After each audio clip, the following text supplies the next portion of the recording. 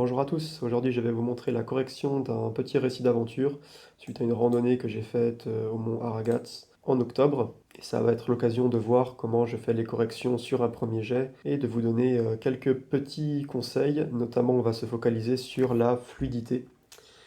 Donc on va reprendre le premier jet que j'ai écrit ce matin. En ce moment j'aime bien écrire un premier jet et ensuite revenir dessus sur la séance suivante. Ça me permet de rentrer dans une séance sans être face à la page blanche. Donc je vais vous expliquer un petit peu comment je fais une correction. On y va, donc c'est le troisième chapitre. Et bon, il n'y a pas grand-chose à expliquer pour le contexte, hein. C'est un récit de voyage, de randonnée. Donc voilà, on se balade dans les montagnes, je suis avec une amie, Lucia, et là au niveau de la structure des chapitres, c'est juste un chapitre par jour, vraiment je me prends pas la tête. Et aussi, un récit d'aventure, en fait, c'est bien parce que ça permet de se concentrer sur le style, vu que dans le fond, bon, bah, il n'y a pas à tergiverser, hein. C'est juste un récit, je raconte ce qui s'est passé. Et j'ai une structure très très simple et très efficace, en fait, où c'est une alternance entre description et action, ce qui correspond aussi au rythme de la randonnée au final, hein, parce que voilà, on marche, on est dans l'effort, et puis de temps en temps, on lève la tête et on regarde le paysage. Donc on est dans cette alternance-là, et c'est bien retranscrit dans un récit. Et puis c'est là, voilà, c'est un peu la solution de facilité aussi. Donc allons-y, le soleil caresse les montagnes somnolentes. Alors vous voyez que c'est très mauvais, et c'est normal, hein, c'est le jeu du premier jet. Moi je conseille quand on fait un premier jet de vraiment pas se prendre la tête. Le premier jet il est juste là pour débloquer les choses, pour mettre quelque chose sur cette page blanche, partir d'une base, et ensuite via les corrections successives, on va améliorer cette base. Donc voilà, la base vraiment brute que j'ai écrit ce matin assez tôt en plus. Le soleil caresse les montagnes somnolentes. C'est pas si mal dans le sens où l'idée que je vais faire passer c'est qu'il fait beau. Alors j'aurais pu commencer par bon, il fait beau quoi, mais c'est assez abstrait.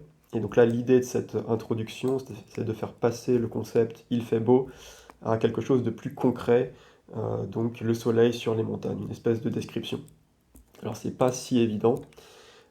Évidemment, le soleil qui caresse, c'est beaucoup trop cliché.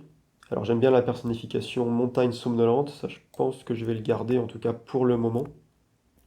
Ça permet vraiment de remettre en contexte nous, les humains, dans la montagne. Le problème c'est vraiment le caresse. Alors on pourrait inverser le sujet en mode les montagnes somnolent sous un soleil matinal. Après ici, l'adjectif matinal étant trop, hein, comme c'est toujours le cas, enfin, ou très souvent le cas avec des adjectifs. Mais bon, si on met que les montagnes somnolent sous le soleil, c'est pas terrible. Au soleil, les montagnes somnolent au soleil, mais du coup, j'aimerais aussi faire passer l'idée que le soleil est assez timide en fait. Mais timide, pareil, c'est un adjectif assez cliché, soleil timide. Bon, donc j'ai un peu réfléchi, j'ai pas vraiment de solution pour l'instant. On va garder dans le soleil matinal, c'est pas si mal. Et de toute façon, c'est que la première correction, il y en aura d'autres. Évidemment, je coupe hein, tous les moments de réflexion, mais la réflexion est beaucoup plus longue que ce que vous voyez en vidéo. Alors évidemment, je prends un peu de temps hein, sur la première phrase, l'introduction du chapitre, c'est très important. Les montagnes somnolent dans le soleil matinal, bon, voilà, c'est simple et efficace, hein. Au nord, les falaises sont encore dans l'ombre, ça c'est pas mal, j'ai pas grand-chose à redire. Nous marchons d'un bon pas pour nous réchauffer. Vous voyez que je suis rentré directement dans le vif du sujet. J'ai décidé de passer, voilà, on se réveille, on est dans les tentes, on prend le petit déjeuner, on range les tentes, etc. On part. Tout ça, on s'en fiche en fait. C'est pas très intéressant. C'est vraiment important d'aller à l'essentiel, hein, que ce soit un récit ou de la fiction. Et à chaque fois, écrire, préciser des éléments que si ça apporte vraiment quelque chose. Donc là, vous voyez que en commençant par une description, voilà, en deux phrases, on a le contexte, et ensuite tout de suite on rentre dans le vif du sujet, on marche. Nous avons rejoint le fil de crête. Donc là, on a un micro flashback, une micro analepse. J'aime pas trop. J'aime pas trop, et puis on n'en a pas besoin en fait. On peut se passer de l'action, on peut directement dire sur le fil de crête, puisque je dis nous marchons d'un bon pas. Et si j'enchaîne par sur le fil de crête, bah, c'est évident qu'on a atteint le fil de crête. Donc sur le fil de crête. Et là, l'idée, c'est de dire qu'il n'y a pas de chemin. Donc, il y avait cette idée de bon, le chemin passe forcément sur la crête. C'est un point un peu technique, c'est pas forcément nécessaire, on peut l'enlever. Sur le fil de crête, nous ne trouvons pas la moindre trace, le moindre chemin, voilà, comme ça, c'est très clair. Voilà, faire court, c'est gagner en clarté, hein. Sur le fil de crête, nous ne trouvons pas le moindre chemin, tant pis. Coupons sans nous poser plus de questions en direction du pic. Coupons, c'est bizarre, parce que si on est déjà sur la crête, nous prenons simplement...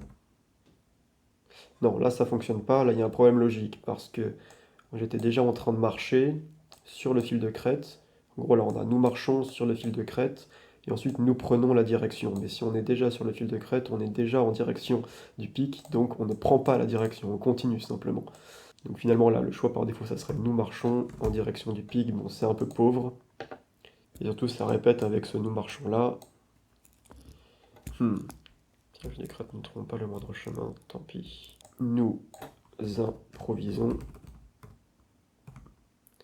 simuant en direction du pic. En plus, c'est vrai, on ne pouvait pas rester sur la crête, il fallait qu'on descende, etc. La pente est raide et irrégulière, nous sommes rapidement essoufflés. Ok, le cratère s'ouvre au sud-ouest, parce qu'en fait c'est un volcan, le mont Aragat. Le cratère s'ouvre au sud-ouest, piqueté d'une neige à l'agonie. Piqueté, c'est pas vraiment le bon mot, parce qu'il y avait pas mal de neige en réalité. C'est plutôt plâtré, hein. Et à l'agonie, c'est un peu fort. Elle était en train de fondre, mais après, ça a une certaine puissance d'évocation quand même. Le cratère s'ouvre au sud-ouest, plâtré d'une neige à l'agonie. Non. En plus, dans la suite, le lendemain de la rando, il a beaucoup neigé. Donc, on a un espèce d'anti-foreshadowing ici. C'est pas très cohérent avec l'histoire globale. Ok. En fait, il n'y a pas besoin d'ajouter une précision. Le cratère s'ouvre au sud-ouest, plâtré de neige. Souvent, quand on a un problème, la solution, c'est de le supprimer plutôt que de le corriger. Le cratère s'ouvre au sud-ouest, plâtré de neige. Aux arrière-plans, des crêtes déclinent des nuances de brun. Ok.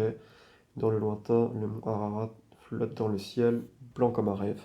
Ça, j'étais assez content quand je l'ai écrit dans le premier jet. Je pense que ça fonctionne pas mal. Il y a une espèce de poésie surréaliste derrière. J'aime bien. C'est dans mon style. Faut pas en faire trop, mais en tout cas, là, ça ponctue bien la description. Là, vous voyez, hein, par rapport à ce que je vous disais au début, on a description, ensuite action, ensuite description, ensuite encore description, puis action ici, etc. C'est vraiment une alternance description, action. Ça fonctionne bien hein, dans ce contexte. Autour de nous, la rocaille remplace l'herbe. Ok, les névés se multiplient et s'étirent. Ok. L'itinéraire devient moins évident, la pente se raidit au point qu'on décide de s'encorder. Alors ici, au lieu de dire la pente se raidit, alors déjà c'est pas mal de dire la pente se raidit plutôt que la pente est raide. On aurait pu faire quelque chose comme ça. L'itinéraire devient moins évident, la pente est raide. Plutôt que d'utiliser comme ça le verbe être avec un adjectif, déjà utiliser le verbe c'est bien mieux, hein, la pente se raidit. Ça permet d'être beaucoup plus dans le dynamisme, hein. La pente est raide, c'est une description statique, la pente se raidit, c'est quelque chose de dynamique, et donc ça fluidifie le texte, d'autant plus quand c'est un texte comme ça, où on se déplace, hein, un récit d'aventure, où on est en mouvement. C'est ça principalement que j'essaie de corriger hein, sur ces corrections à chaud, c'est la fluidité. Vraiment que les phrases coulent d'elles-mêmes. Alors la pente se raidit, c'est pas si mal, mais on peut être encore plus évocateur en étant plus précis. Et ça, c'est un conseil général. La notion de pente raide, c'est un peu abstrait quelque part. Donc on pourrait mettre quelque chose comme les pierres roulent dans la pente. Vous voyez que du coup c'est la même idée. Forcément, si les pierres roulent dans la pente, on a tout de suite l'image d'une pente raide, mais en plus ça ajoute une précision beaucoup plus évocatrice. Et même, alors là c'est un peu ambigu parce que les pierres elles pourraient rouler sous nos pieds ou au-dessus de nous. Et certains lecteurs pourraient imaginer que les pierres roulent au-dessus, ce qui donne une impression de danger que je ne veux pas forcément donner. Je ne veux pas forcément stresser le lecteur à ce niveau-là. Donc on peut préciser sous nos pieds. Les pierres roulent dans la pente. Ok, autour de nous, la rocaille remplace l'herbe, les névés se multiplient et s'étirent, l'itinéraire devient moins évident, sous nos pieds, les pierres roulent dans la pente. On décide de s'encorder, là on peut mettre un 2 points pour que ce soit un peu plus fluide. Je ne veux prendre aucun risque. Là, le 2 points, il a valeur de causalité, hein. Comme je ne veux prendre aucun risque, on décide de s'encorder. Mais c'est juste plus minimaliste et plus fluide, je trouve, de le mettre comme ça. Plutôt que roule, on peut mettre dégringole. C'est un peu plus fort, un peu plus évocateur encore. On décide de s'encorder, je ne veux prendre aucun risque. Comme hier, c'est l'occasion de s'entraîner. Ok, ça je le supprimerai peut-être. Un raidillon couvert de neige nous parle le passage. Il manque une transition quelque part ici, parce que là on s'encorde, et tout de suite après, un raidillon couvert de neige nous parle le passage. Ce qu'on peut faire, c'est ajouter un bientôt peut-être. Le bientôt ici, il signale une ellipse. Un rayon couvert de neige nous barre bientôt le passage. Le fait d'avoir ajouté le bientôt, ça suggère qu'il y a eu quelque chose avant. Donc on s'est encordé, il y a eu quelque chose, donc on a marché, et ensuite on a rencontré un raidillon. Là, j'ai pas assez de recul pour voir si ça fonctionne ou pas, pour tout dire. Tiens, m'assure, le temps de forcer l'obstacle à coups de piolet. Pareil, c'est assez évocateur là, les coups de piolet. C'est pas vraiment ça en réalité, mais on peut exagérer un petit peu pour que ça soit plus évocateur. Quand je pense qu'on hésitait à s'engager hier soir à la nuit tombée. Dans l'espace d'une centaine de mètres, l'ambiance a radicalement changé. Fini l'herbage débonnaire, bienvenue dans le royaume des pierres et des pentes fluyantes. Ça, c'est une phrase trop longue. Bienvenue dans le royaume des pierres et des pentes fuyantes. Surtout que la pente fuyante, on l'a déjà mise ici, donc on peut juste l'enlever. Hein. J'aime bien l'idée d'une pente fuyante, mais je la réutiliserai plus tard. À près de 4000 mètres, les progressons, le souffle court. Là, pareil, près de 4000 mètres, ça fait un détail chiffré qui ne veut pas dire grand-chose. Et puis, sans compter que ça répète un mètre, mètre. Donc je dirais plutôt, hop, l'altitude. Oups, l'altitude nous coupe le souffle. Pas un nuage dans le ciel, nous avons de la chance, reste à espérer que cela se maintienne dans l'après-midi. Bon, ça crée peut-être un faux suspense, mais pourquoi pas, ça c'est le genre de choses que je verrai plus tard si je garde ou pas. Et voilà, au sommet du pic, nous faisons une pause déjeuner. Je pense qu'on va s'arrêter là, ça fait déjà probablement une vidéo assez longue. Vous voyez que globalement, je fais attention à trois choses. Premièrement, rester sur des phrases très simples. C'est le meilleur moyen d'avoir un texte clair, et surtout dans un style comme ça, de récit au présent. C'est pas la peine de faire un style très très compliqué. Vous voyez, sujet, verbe, complément. Certaines phrases non verbales. Alors ici on a sujet, verbe, être, complément. Ça je pense que ça passera pas les corrections suivantes. Pareil en fait ici, même si dans un style de récit carnet de voyage comme ça va. En fait je fais plus attention même sur cette première correction à chaud, à la logique des idées qui s'enchaînent, à l'enchaînement et aux transitions. Vous voyez qu'il y a toujours une logique, surtout au sein d'un même paragraphe entre plusieurs idées. Par exemple, nous ne trouvons pas le chemin, tant pis, nous improvisons. La pente est raide et irrégulière, donc nous sommes rapidement essoufflés. Vous voyez, c'est vraiment un lien causal, mais on n'a pas besoin forcément de mettre un donc. Même les descriptions sont structurées, hein, si vous regardez celle-ci, on a d'abord le cratère, qui va être au premier plan, ensuite on a les arrière-plans, et ensuite le lointain. C'est une description classique, hein. On décrit d'abord ce qu'il y a de plus proche, et ensuite on va de plus en plus loin. Par contre, il y a une emphase qui est faite sur le mot Arara, avec ces précisions-là un peu poétiques, et on l'imagine bien apparaître comme ça, assez massif dans le lointain. Et vous voyez que j'ai pas eu besoin de souligner le fait qu'il est particulièrement massif ou particulièrement proéminent, mais le simple fait que ce soit le mont Arara avec un nom et qu'il y a une emphase comme ça dessus, ça suggère qu'il a de l'importance dans le paysage. Vous voyez dans le paragraphe suivant, il y a aussi toute une cohérence logique. Hein. La rocaille remplace l'herbe, les névés se multiplient et s'étirent, ce qui est logique par rapport au fait que l'herbe disparaît. Du coup, vu qu'il y a plus de rocailles et de névés, l'itinéraire est moins évident, c'est normal. Et du coup, vu qu'il y a aussi de la rocaille, les pierres dégringolent, ce qui suggère aussi donc, que la pente est raide. Et du coup, vu que la pente est raide, on décide de s'encorder, parce que je ne veux prendre aucun risque, et du coup, c'est aussi l'occasion de s'entraîner. Vous voyez vraiment l'enchaînement logique entre toutes les idées. C'est ça, je crois, qui fait la fluidité du paragraphe. Et donc pour finir, je fais aussi attention sur ces corrections à chaud, à enlever vraiment tout le superflu. Je ne me rappelle plus exactement ce que j'ai enlevé, mais j'ai enlevé quelques petites choses. Et enlever le superflu, ça fait qu'on gagne en légèreté. Enlever tout le superflu ou simplifier aussi, c'est un peu synonyme. Et d'ailleurs, maintenant que je dis ça, ici on pourrait simplifier en disant dans la pente irrégulière, nous sommes rapidement essoufflés. Vous voyez que j'ai enlevé le raide, parce que de toute façon on aura l'idée qui vient ensuite, et ça faisait un peu répétitif finalement, d'avoir une pente raide et ensuite de nouveau pente raide avec les pierres qui dégringolent. Et c'est bien d'avoir juste un adjectif, c'est aussi plus évocateur, on ne se disperse pas dans différentes idées. De toute façon c'est une pente, c'est la montagne, donc évidemment il y a une notion de raideur. C'est plus important, plus spécifique qu'elle soit irrégulière. Vous voyez que j'ai aussi fusionné les deux phrases en une seule. Ça rend le style plus intéressant. Si vous vous souvenez, avant, on avait vraiment deux phrases extrêmement simples, avec sujet, verbe être, complément, sujet, verbe être, complément. Donc, on peut la structurer un peu mieux, comme ça. Je remarque aussi un adverbe. Est-ce qu'il est vraiment indispensable? Alors, on pourrait utiliser la même structure que ici, en fait. L'altitude nous coupe le souffle. La pente irrégulière nous coupe le souffle. Ça pourrait être une possibilité, mais du coup, bon, on peut pas le faire deux fois. Ok, j'ai trouvé.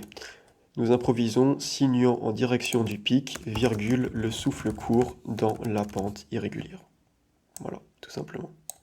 La structure, là, elle est bonne. Vous voyez que donc, la phrase s'est un peu allongée, mais vu que les idées de base étaient logiques, on reste sur une phrase logique.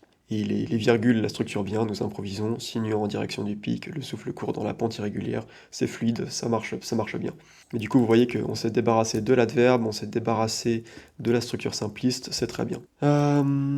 Est-ce que c'est répétitif avec ça? J'avoue que là, j'ai trop réfléchi, j'ai trop le nez dedans pour avoir du recul là-dessus.